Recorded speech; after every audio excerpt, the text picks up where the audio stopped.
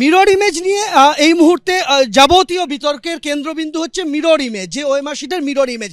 এটা কি রাজ্য সরকার চাইলে 2 ঘন্টার মধ্যে বের করে দেওয়া সম্ভব বলে আপনি? 2 ঘন্টার মধ্যে নির্দেশটা দেওয়া সম্ভব। Section 18 of school service commission act 1997 আমি আজকে পড়ে শুনিয়েছি।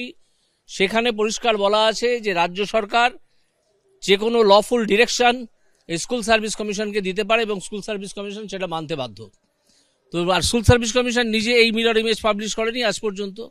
তাহলে রাজ্য সরকারের উচিত এই ডিরেকশন দেওয়া যাতে এই মিরর ইমেজ এক্ষুনি পাবলিশ হয়, এবং যেখান থেকে আরও 2-3টে স্টেপ নিতে হবে, যেখান থেকে বোঝা যাবে যে কে যোগ্য কে অযোগ্য। এইটা বের করতে চাইছেন না রাজ্য সরকার। এখন আমার মনে হচ্ছে তারা এই ডিরেকশনটা দিন, দেখি কতটা ট্রান্সপারেন্ট হতে চান তারা। আদৌ ট্রান্সপারেন্ট নয়, তারা এখনো ওই অযোগ্যদের বাঁচানোর চেষ্টা করে যাচ্ছেন।